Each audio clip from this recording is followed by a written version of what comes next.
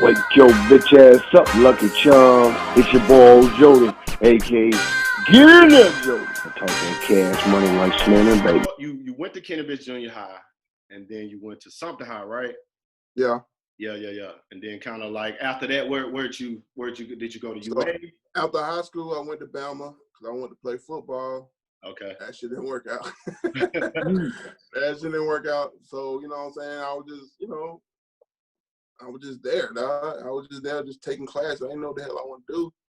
But, like niggas just used to fuck around with music and just, rap, just freestyle with the homies and shit. But it was like, I spent like 7 years in Tuscaloosa, just biding my time, just not trying to figure out. But I just got into music, got deeper and deeper into music. Then I ended up going to Atlanta, moved to Atlanta, and then shit, that's when everything popped off. And you told me it was like 6 months you was in the A, and then next thing you know, so basically it was like, so I left Tuscaloosa because I had got to the point where I didn't, I knew I wasn't gonna make no music in Tuscaloosa. Like Alabama, it's no studios. There's no music industry in Tuscaloosa, Alabama.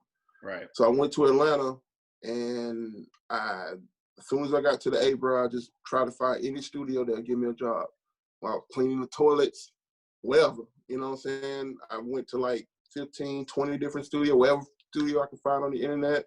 Man, I stopped by most of them, sent all of them resumes. Only one hit me back, bro.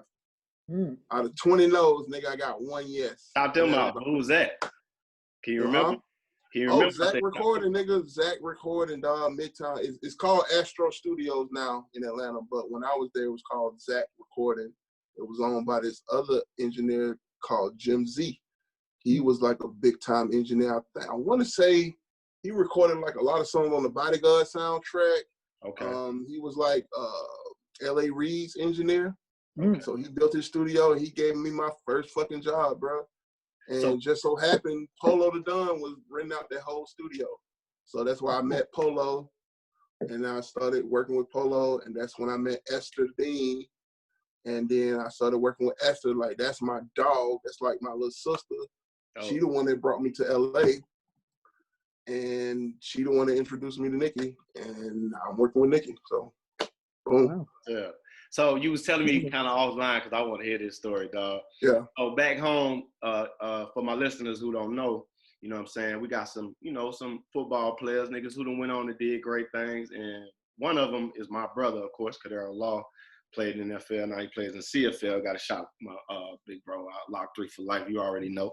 And another one is Odell Willis. Odell went to our junior high, but then he played at the next county over in high school. But everybody knows that his mom was kindergarten teacher and shit. Boom, Juice is in Canada on the Pink Print tour. Go ahead, Juice. You take the story right there.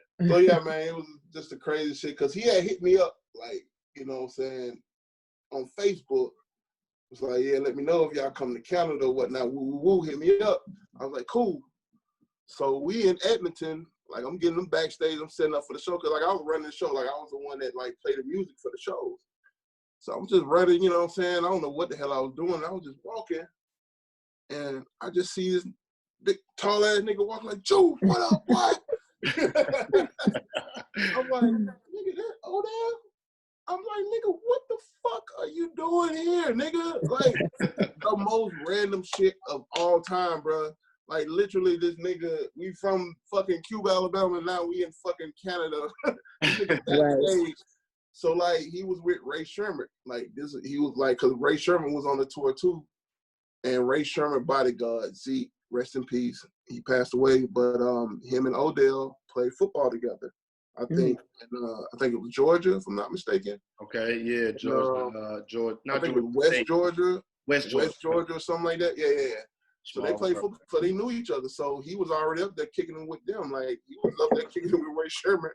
And I just ran into my nigga backstage, dog, and he, like, invited me out, man. He came to scoop me up after the show, man. He came to scoop me up, man, and took me to the club.